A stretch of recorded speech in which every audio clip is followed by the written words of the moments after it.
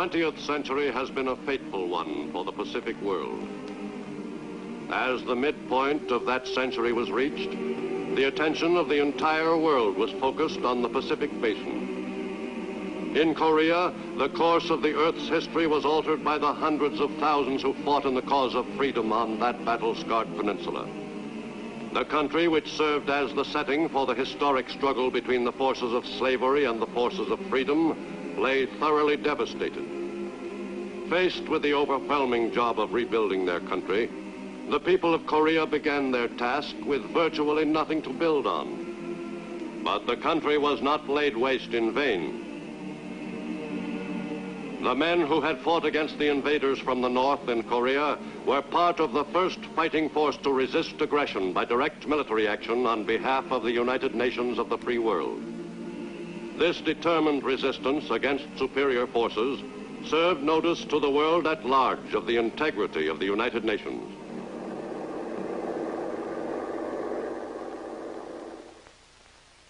This is the first time that enforcement action has been taken by the United Nations. This action should be hailed as encouraging faith in United States support of the peacemaking functions of the United Nations. The history of aggression in the Pacific world is a long and bloody one. The success of the Japanese armies in Manchuria helped strengthen the Japanese militarist clique, which celebrated the birth of what was piously called an independent nation. The Japanese installed the opportunistic Bouyi as chief executive of the newly proclaimed nation. But actually, Manchukuo was nothing more than a puppet state, whose destinies were firmly controlled from Japan.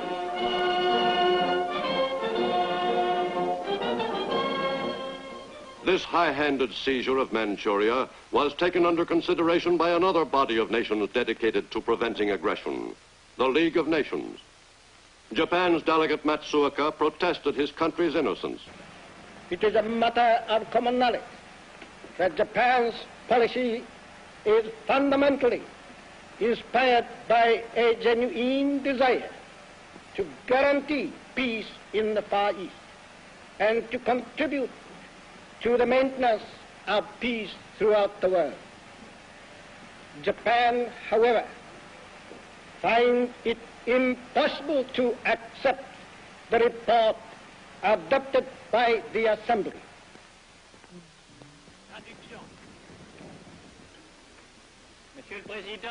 Japan subsequently withdrew from the League of Nations. That body proved itself incapable of stemming the tide of aggression, either in Europe or in Asia. It was inevitable that the Japanese militarists should one day turn their attention southward toward China. In 1937, China's large coastal cities came under attack.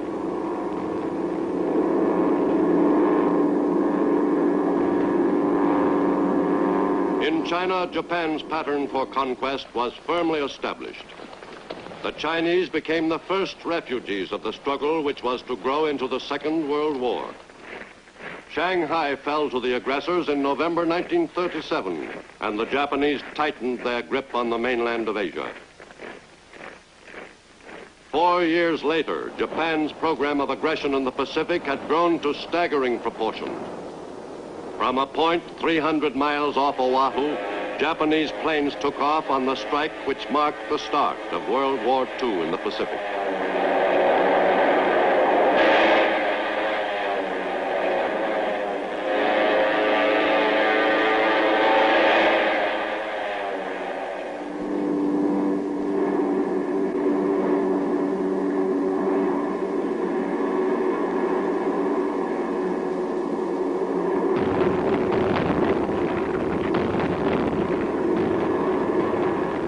The crippling of the U.S. Pacific Fleet in the Pearl Harbor attack left the United States with only a small naval force in fighting condition. The careful employment of that inadequate complement of ships was the job of Admiral Chester Nimitz, Commander-in-Chief Pacific Fleet. The Navy's battered Pacific Fleet was all that stood between the enemy and further amphibious conquests. The U.S. Navy won two great victories during the first half of 1942. Victories which proved turning points in the war against Japan.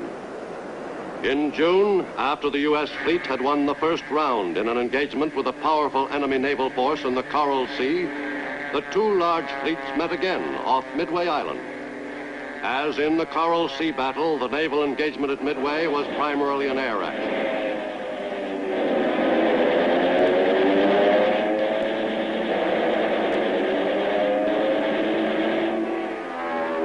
Naval warfare took a new turn in early 1942 in the Pacific, and American carrier planes, reinforced by land-based Marine and Army planes from Midway, dealt the enemy a crushing defeat.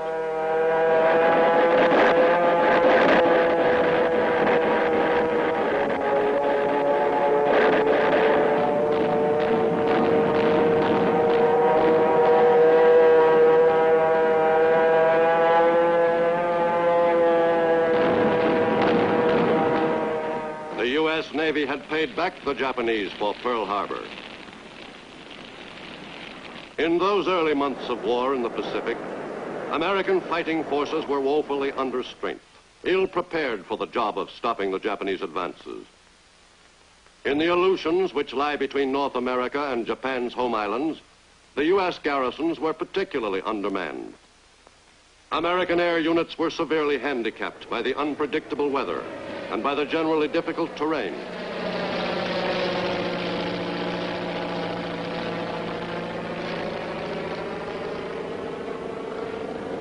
Each time a plane left its base, even on a routine flight, there was a strong feeling of uncertainty about its safe return. Though contact with the enemy was limited in the Aleutians, it was of the most vital importance to the United States to keep the enemy from advancing along the island chain toward the American mainland. Southward, the job of containing the enemy advance was quite a different problem. In the jungles of New Guinea, Allied soldiers fought a determined campaign, helped materially by friendly natives, to keep the enemy from seizing control of the entire island and broadening the area of South Pacific conquests. The Aussies quickly became acclimated to fighting in the mountainous jungle territory. But getting at the enemy in that country was a slow business. Advances in the malaria-ridden jungle were made tortuously.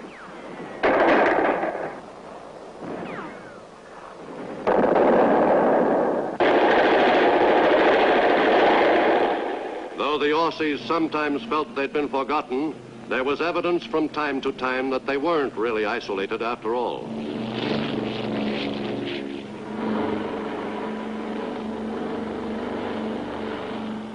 And as the Allies seized the offensive, the foot soldiers were supported in increasing numbers by new bombers, which gave the enemy a sample of things to come.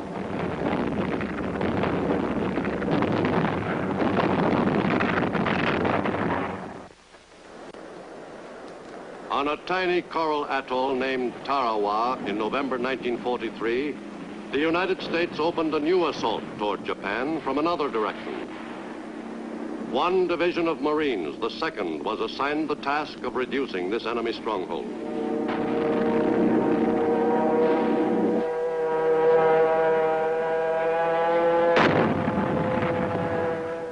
Tarawa was one of the most heavily fortified positions in Japan's outer defense ring. The 76-hour battle for that atoll assumed epic proportions.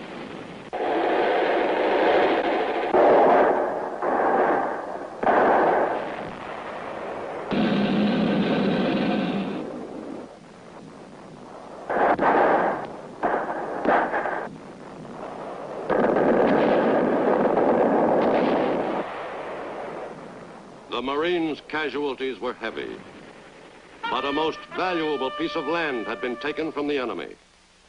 Tarawa was a platform from which the American offensive in the Central Pacific would be continued, driving closer and closer to the main target, Japan itself. The Asiatic Pacific theater extended westward as far as India and encompassed the rugged, spectacular Himalayan country. The sprawling China-Burma-India area was one of the most confused commands of World War II. One of its few notable achievements was the building of the Lido Road under the direction of General Vinegar Joe Stilwell, commander of U.S. and Chinese forces. In the CBI, the ultimate target, Japan itself was as remote as the moon. The war, as it was fought in the CBI, was marred by jealousies and lack of cooperation among the command, a condition which was generally reflected in the dispirited performance of Allied fighting men. Fortunately, the campaign in the CBI consisted of a series of marginal actions, virtually unrelated to the broader war. The assault against the enemy's inner defense ring at Saipan in the Marianas came as a great shock to Japan. For this mountainous island, the heart of Japan's South Seas Empire, was within striking distance of Tokyo.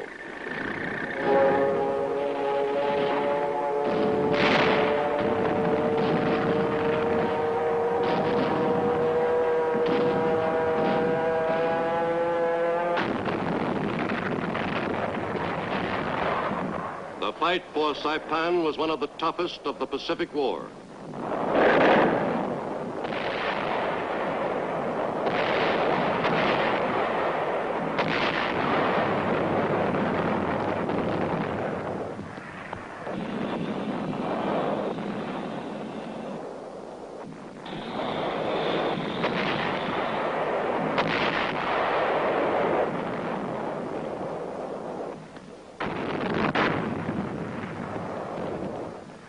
At Saipan, the Marines and soldiers who made the assault suffered some 14,000 casualties, 3,000 dead in the 25-day battle. Still farther west, an invasion of the Philippines was made at Leyte Island. With the assault on the Philippines by American GIs who had driven north and west through the New Guinea jungles, a promise made 2.5 years earlier was kept. 2 years ago, I said to the people of the Philippines whence I came, I shall return. I repeat those words. I shall return. Nothing is more certain than the ultimate reconquest and liberation from the enemy of those and adjacent lands. America's newest long-range bombers, the powerful B-29s, took off on missions over the Japanese homeland beginning in late 1944. The trip from bases in the Marianas to Japan and return totaled some 2,500 miles, just about all of it over water. No other heavy bombers in any theater had such an assignment. Finally, after 7 hours, the enemy's homeland lay just ahead.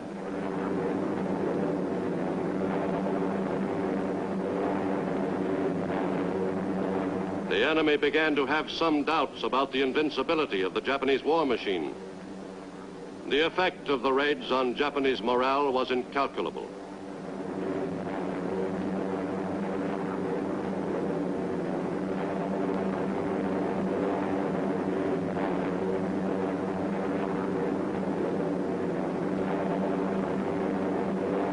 Inevitably, the submarine was destined to play an important part in the Navy's war in the Pacific. Throughout the war, the exploits of American subs were generally classed as secret for security reasons. But their achievements, though unpublicized, were notable. Down periscope. During World War II, U.S. subs accounted for 63% of the total of Japanese merchant shipping sunk in the Pacific, and nearly a third of the enemy's combat ships sent to the bottom.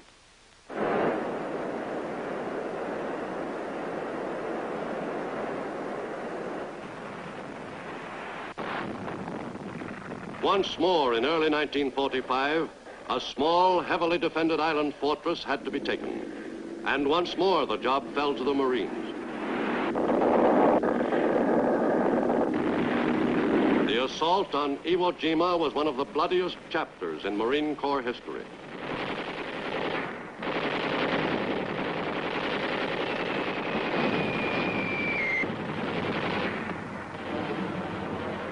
3 divisions of Marines inched forward in the face of heavy fire from a thoroughly dug-in enemy.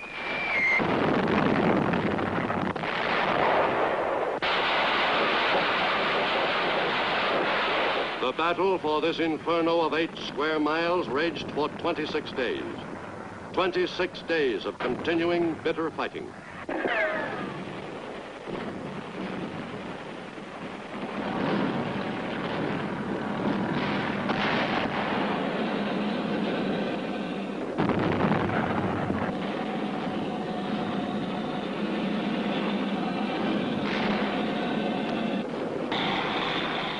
The Marines lost 5,000 dead and 17,000 wounded, but the rocky island was in American hands. In April 1945, an assault was made against an enemy-held stronghold even closer to Japan, at Okinawa. Offshore, kamikaze attacks on American ships by enemy suicide pilots reached a final frenzied peak.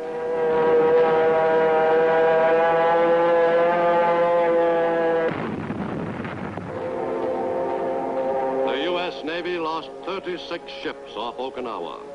More than 350 more were damaged. Casualties were heavy. The Navy alone lost nearly 5,000 men killed and almost that many more wounded.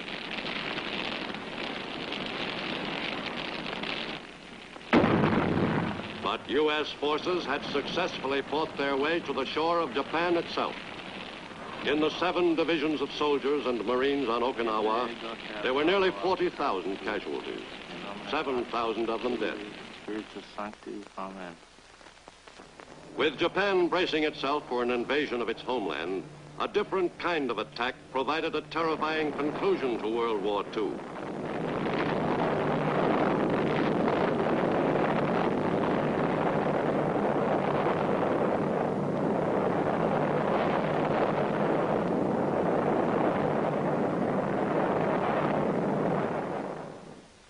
At Hiroshima, Japan, on August 6, 1945, the world moved into a new era, in which the threat of possible destruction of the planet Earth hung menacingly over it from that day onward. Less than a month later, in Tokyo Bay, on board the U.S. battleship Missouri, the formal surrender of Japan was made to officers of the Allied governments engaged in the war against that nation. General of the Army Douglas MacArthur presided at the ceremony.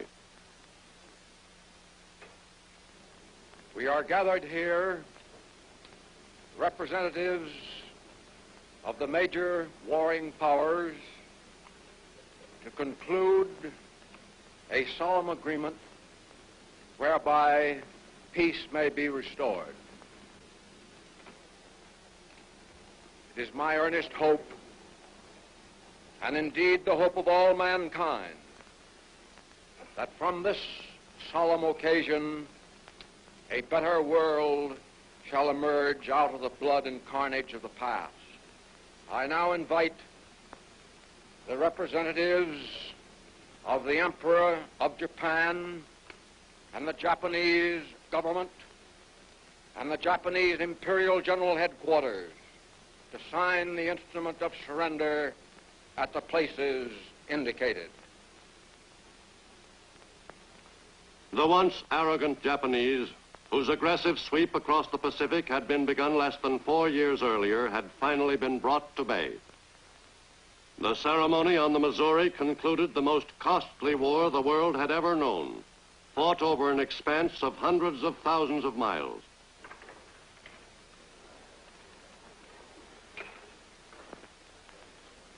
On that cloudy September morning in Tokyo Bay, it seemed that a lasting peace had surely been brought to the Pacific and to the world. Let us pray that peace be now restored to the world and that God will preserve it always. These proceedings are closed. The enemy was finally completely defeated. The future of Japan was now the concern of the Allies, and particularly of the United States. The administration of Japan in the years directly following the end of World War II was firm and efficient. The American Army supervised the operation of the conquered country, assisted by Japanese who had been classed as trustworthy helpers for the overtaxed Americans. Under the guidance of American occupation personnel, the people of Japan quickly learned the mechanics of democracy. Despite the dislocation of its national attitude, the country rapidly recovered its composure. But before 5 years had passed, a new aggressor put an end to peace in the Pacific. The North Korean invasion of South Korea in June 1950 had far greater implications than the Japanese attack on Manchuria 19 years before. Acting with the endorsement of the United Nations, the United States quickly went to the defense of South Korea. But American forces in the Far East were limited in strength, and most of the troops were inexperienced.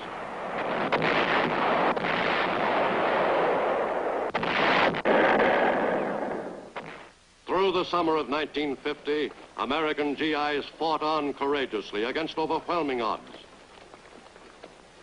At headquarters of the United Nations, the Korean fighting won top priority on the discussion agenda. The Soviet delegate referred several times to, quote, the aggression of which the United States is guilty against the Korean people, end quote. This statement has been repeated over and over through every Soviet-inspired channel on Earth. We've had it telegraphed to us by others, and we've heard it again today. It is a lie. It is a big lie. The debate continued through the summer. Who then is supporting the United Nations Charter and working for peace? The 53 members of the United Nations who are assisting the Republic of Korea. Is the Soviet Union one of the 53? No. By August 1950, the other free nations of the world were sending troops to the support of South Korea. Britain sent 13,000 soldiers to join U.S. troops in the lines. The UN forces were further swelled by the arrival of 5,000 Filipino soldiers.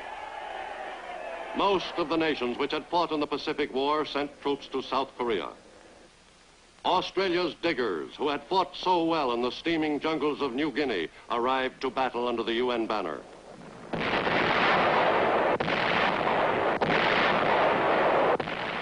But the bulk of the fighting forces in the lines against the communists in Korea were American troops.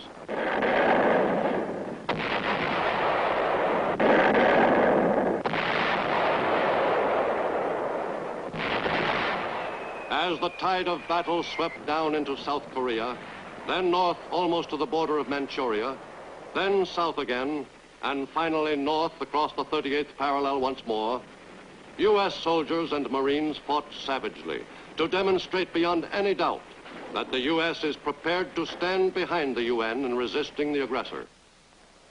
The path of aggression led once again to the same inglorious end. The North Koreans and Chinese Reds who surrendered to UN forces were far smaller in number than those who were killed while attempting to drive the UN forces off the Korean peninsula. In its predatory invasion of South Korea, the enemy suffered roughly 1 million casualties.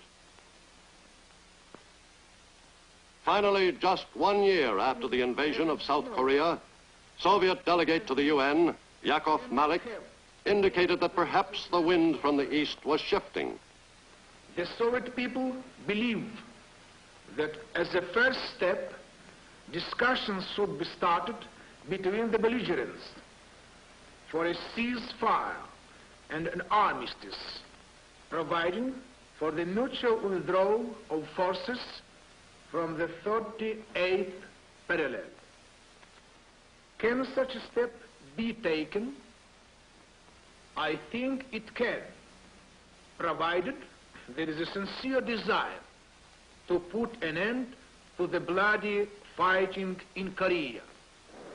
But whether the world was technically at peace or a limited war was being fought on some far-flung battlefield, the people of the United States realized that their country must be stronger than ever before if the ultimate war of world destruction was to be avoided.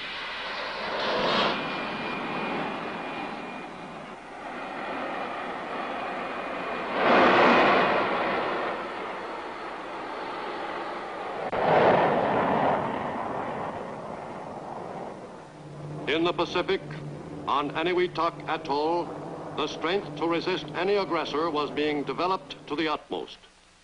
On the efforts of the men occupied there depended the life or death of the free world.